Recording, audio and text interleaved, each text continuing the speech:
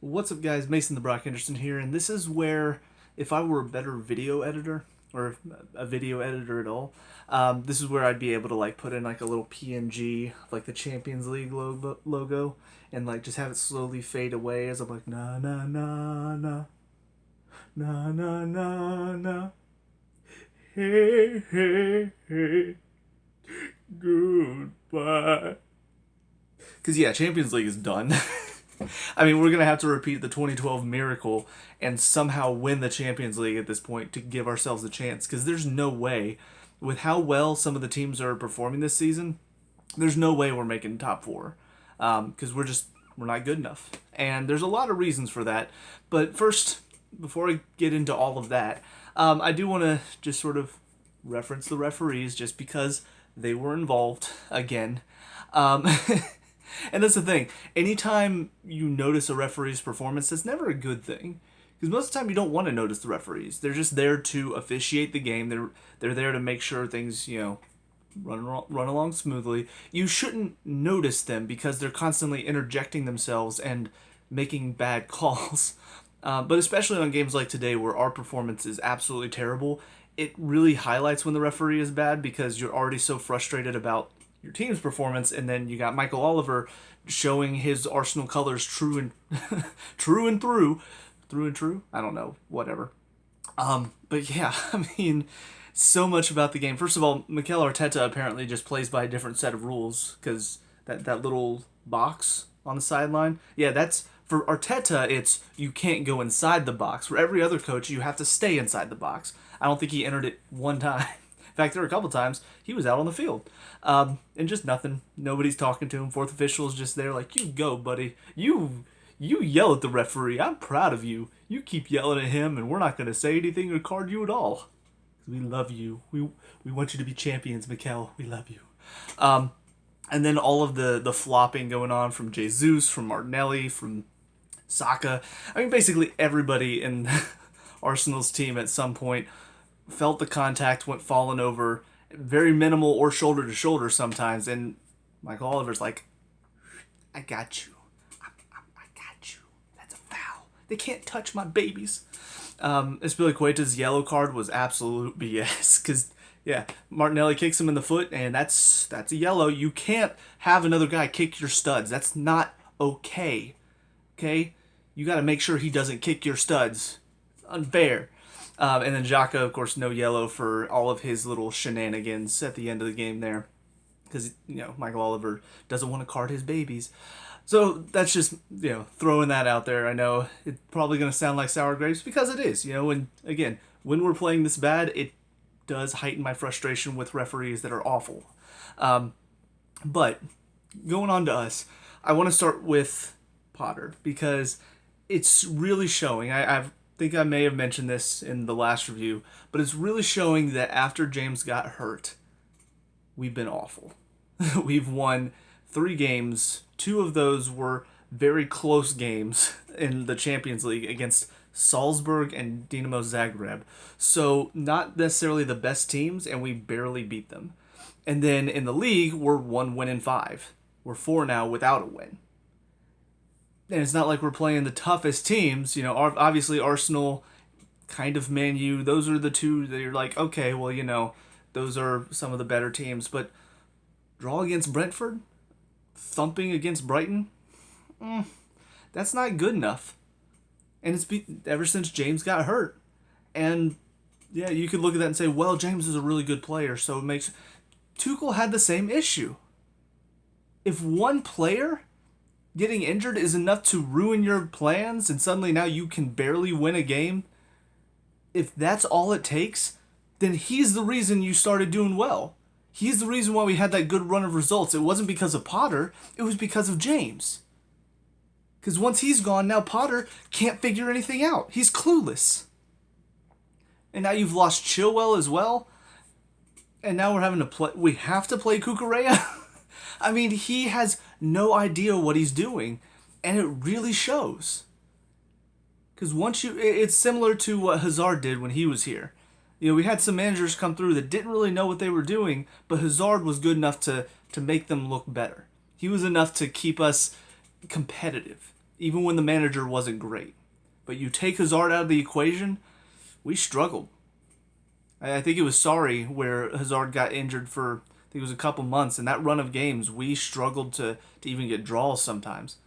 So if one player is enough to completely throw apart your plans, that's not good enough. That's a mid-table thing. You look at some of these mid-table sides that are like, your Brightons, your, I want to say Villa, but they've been awful this season. But teams like that, you take your Grealish out of Villa, you take your Traores from Wolves, you take your St. Maximins from Newcastle until this year. You take that one player that is just tearing up the league. I mean, Leicester without Mahrez or Vardy now because he's older and he's not playing as much. Leeds whenever they lost Bamford. You take that one player out and suddenly they can't get a win. We should not be on that same level. We should not be on the same level of, oh, you take away James, can't win any more games. Unlucky. So, yeah, Potter clearly, he's not the answer.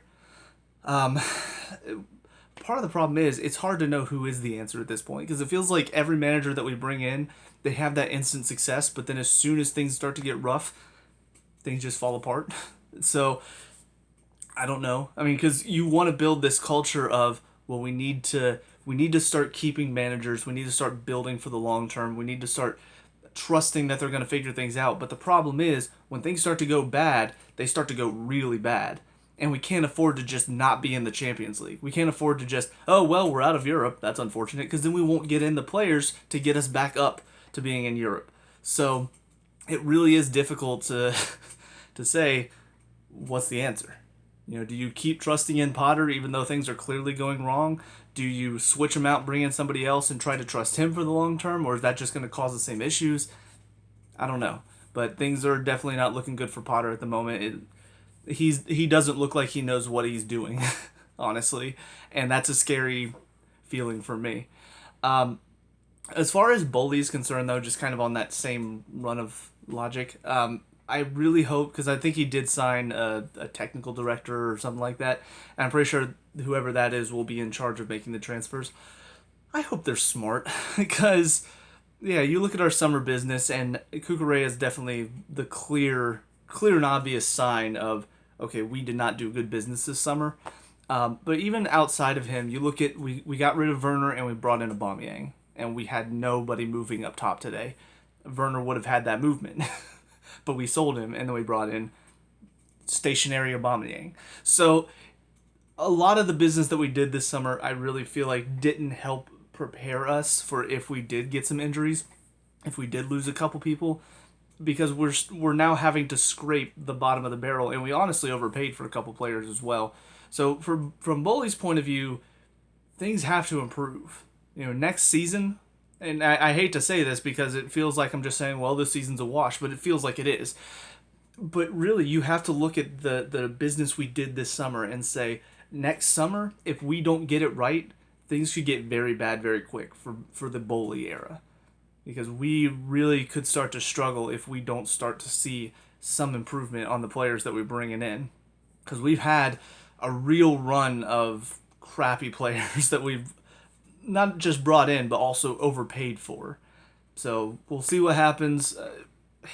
Honestly, it feels like January we're going to have to sign at least a couple. And January is the worst time of the year to do business in the first place. But yeah, we need some real improvement fast because it could get real ugly if we don't. On to the players, though. Mendy, I mean, it's still that kind of, you feel like he's not quite giving what he could. He's not saving the game for us in moments. And, I mean, the goal, it's a lot of people's fault, but Mendy's also one of those people. And I feel like, especially with how Kepa was playing, you should expect Mendy to come in and say, no, this is my spot now. And I've not seen that performance from him. He's not done anything that I'm like, he wants the spot back. It feels like he's just sort of, all right, well, let's just go out here. Let's just play a little bit. He made a couple decent saves today. But for the most part, he's not really doing much to save the game for us. And he used to. We saw him do it when he first came in and he first started playing. He was saving matches for us. Now he's just sort of there. And his passing is still absolutely awful. His footwork with the ball is terrible. So it's a little frustrating from that point of view. In the back four, Spilicueta on the right. Again, hardworking performance, gave it his all, but he looks slow. He looks a little too slow to keep up with the pace of these younger wingers than him. Um, and the other thing too is because we don't really have a wing on this right side, there's not much width being provided, so he's still having to get up and down the line, and he's not the best at doing that. There was a moment, nice little play around, I think it was Gabriel, and you can see he has so much time, but he's a little too slow to get to the ball, so Gabriel has a chance to come back and put him off, and now his cross is going out of bounds. So we need either a wing out on that right side, or we need somebody who can do both the defense and attacking part of the job like James normally does. And I don't know what we have youth wise. I don't think we have anybody that can do that, but we need it badly. Chalobah on the right side was okay today. Had a couple moments where a little shaky defensively, but for the most part held his ground solidly enough. Silva was kind of the same way. He had a couple moments of he's trying to. I feel like he's having to try to do too much in a back four, and that's something that I've seen before. He's much better in a back three, but the problem is because we don't have wing backs to play a back five, we need to play a back four. We need to have fullbacks instead of wing backs, and unfortunately that does hinder Silva's game because he's not able to just sort of sit off, read the play, and make that good challenge. So today was another example of he's having to do too much tracking, do too much movement, and because of that, he's losing track of runners. He's diving in instead of being able to just read it and put himself in a good position to win it.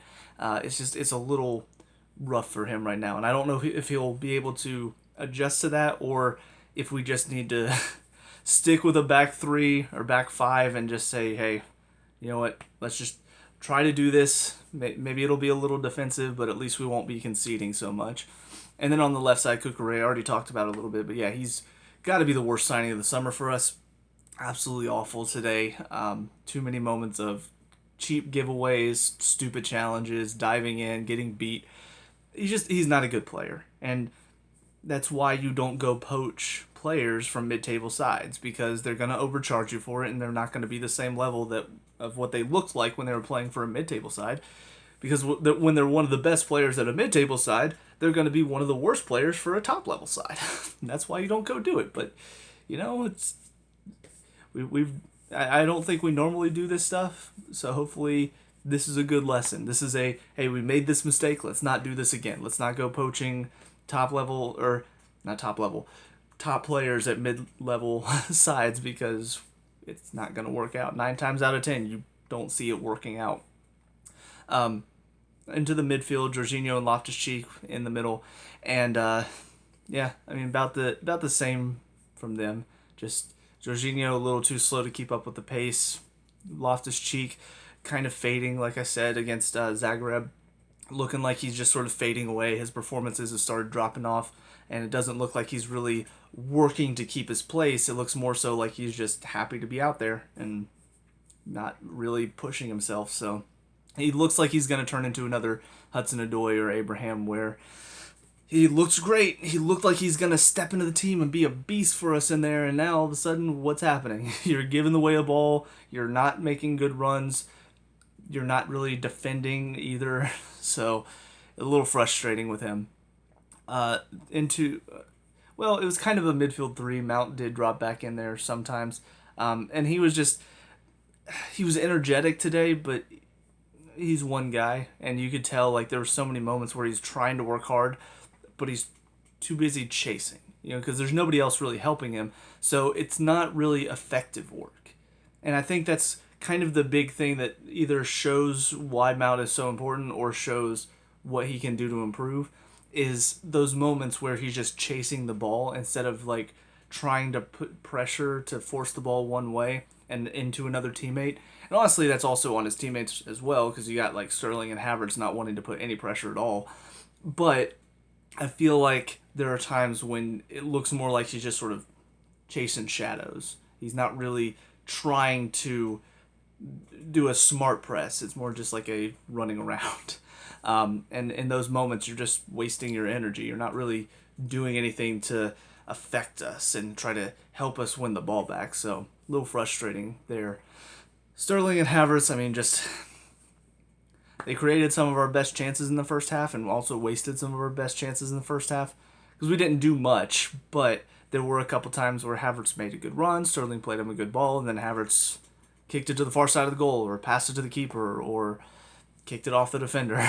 So, I mean, yeah, it's just both of them have struggled of late. They've not really been doing much, and I feel like today was just another example of they looked like they were at least somewhat dangerous. They were our most dangerous players, but that's not really a good thing because they were also not good.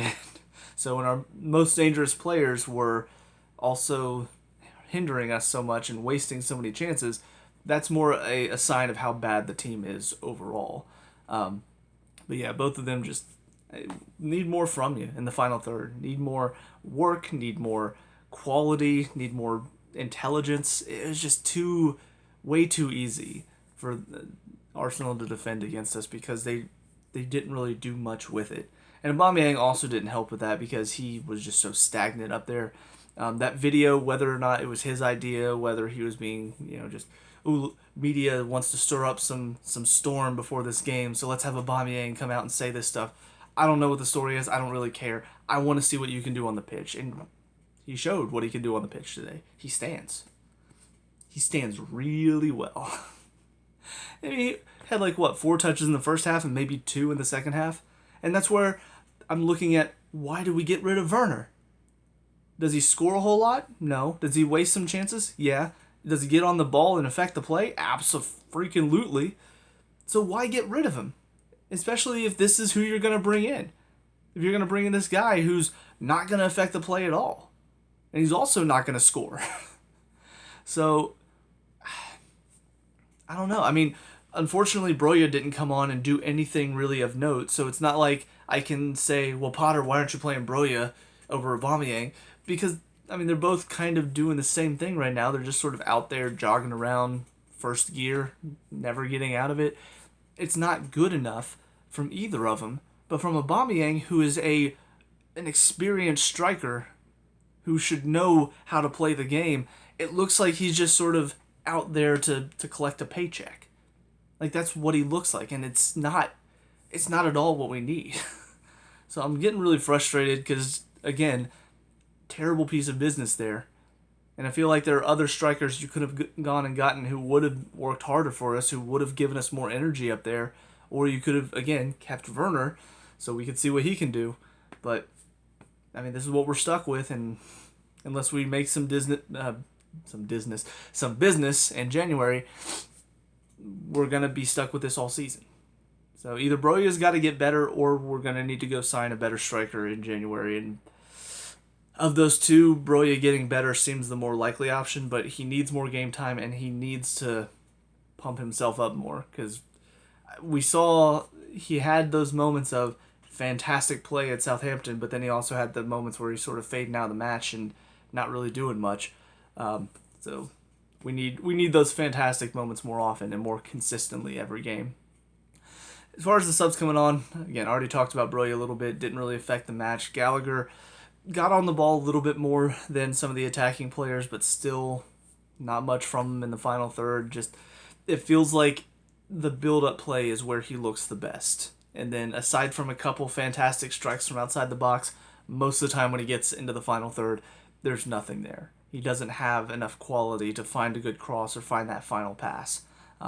So little frustrating from his point of view, but hopefully the more he plays, the more he can improve on that because he's still young, still first season at Chelsea. He's not been playing every game, so I hope he can start to find that quality in the final third because honestly, we really need him to. Second set of subs, I think, were... I remember. I think Kovacic came on. I think. Who all came on? Kovacic came on for Loftus-Cheek. Pulisic came on for Mount, I believe. I think that might have been it. If anybody else came on, they didn't make enough of an impression to remind me that they played. I'm going to double check while I'm talking about Kovacic, though. Kovacic, honestly, I know he's coming off an injury, so that's why he didn't start. But we really missed him in the midfield today because we needed that busybody workhorse in there. Because Mount was doing a lot more up top. Kovacic, I feel like, would have done it more where we needed because we were on the defense so often today. We needed him to be that workhorse deeper. Really trying to make things happen and win the ball back and break us out because there were too many times where we'd win the ball back and then nothing would happen. We'd just win it and then slowly, all right, let's pass it around in the back and then maybe we'll build out a little bit and then Arsenal put the high press on. We'd have to clear it to absolutely nobody and that's kind of where things went. Okay, yeah, nobody else came on, just the 4 subs. So he would have been a good option to have earlier on in the game. And then Pulisic also, I feel like he would have just... I don't understand why Pulisic's not getting more time. And again, I think I said this for the Zagreb game.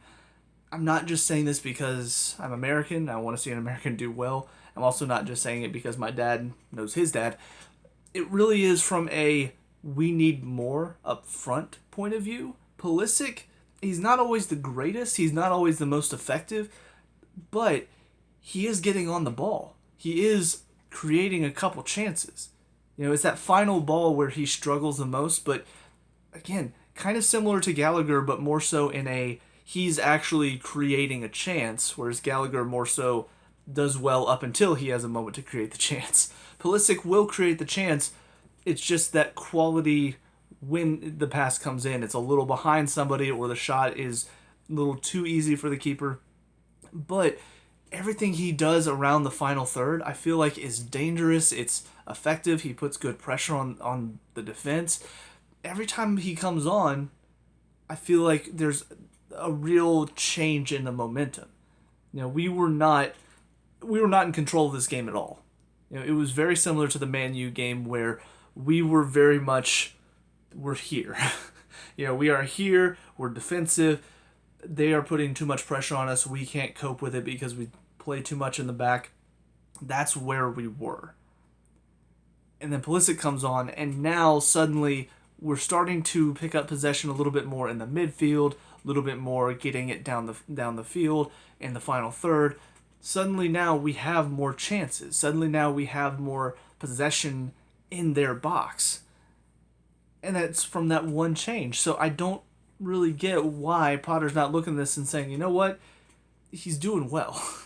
He's not necessarily winning games for us yet, but his being on the field, it gives us momentum. It gives us a threat going forward. Whereas you look at Sterling and he's just sort of walking around. You look at Havertz, he's not doing much on the ball.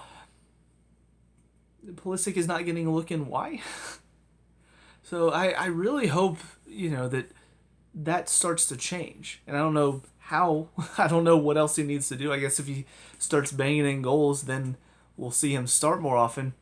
But even without that, though, nobody else is scoring. So why not keep players on the field who are at least affecting the play for us in a positive light?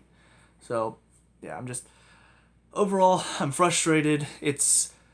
I'm glad it wasn't a blowout, I guess. That was something I was really worried about after how poor we were last weekend, how poor we were against Zagreb midweek. Coming into this one, the what's the word I'm looking for? Not momentum.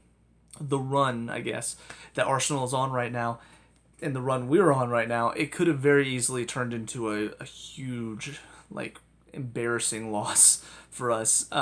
So I'm glad, at the very least, that's not what happened, but it still was very much Arsenal dominated the game. We were looking like an away team in our own place. That's not good enough. That shows a lack of quality. It shows a lack of belief from the players. And whether that's from the manager, whether that's from the players, whether that's just, I don't know. But you could tell we did not believe we were going to get anything out of that match. We didn't go in thinking, we've got this, we're going to challenge them, we're going to go win this game. It really felt like from the outset, from the moment the whistle blew, we put it back, dumped it long. They won the first header, won the second ball after the first header, go down the field, create a chance. It instantly felt like this is what the game's going to be like. Because we're slow, we're dull, we're lazy, we lack the belief to really challenge other teams, and it's not getting any better. It's been slowly getting worse since James got hurt. And again, one player getting hurt should not be as much of a detriment to your team as it has been for us. So it's only going to get tougher. We've got, I think, hang on. I'm pretty sure we've got Man City in the Carabao Cup this midweek, and then we've got Newcastle next weekend, and then I think, yeah, we break for the World Cup. So, I mean, two away games, first of all, but also two very difficult games that we have to end. It's going to be real frustrating because there's not going to be much to get me excited, I feel like, for the return after the World Cup, because we're not ending this little run very well. So at the very least, it's enough of a break where we can get some of these players back that are injured, that won't be participating in the World Cup. We can get them back to full fitness. Hopefully James will be back after the World Cup. Hopefully Conte will be back. Chilwell, maybe not. I don't know. So it's just, we do need some of these players back, but even without them, we just need everybody at the club to step up their game. We need them to wake up and say, hey, this is not good enough. We should, at the very least, be in the top four. You know, even if we're not quality enough to challenge for the title, we should be in the top four. There's no reason why we should be struggling to make the top six. And that's where we are right now. So, very frustrated. A lot of change needed. Yeah, that's where I am. So, let me know what you guys think down in the comment section below. What were your thoughts on the game today? Let me know. We can talk about and discuss all that good stuff. Leave a like and subscribe for future Chelsea reviews, and I'll see you guys in the next one. Peace out.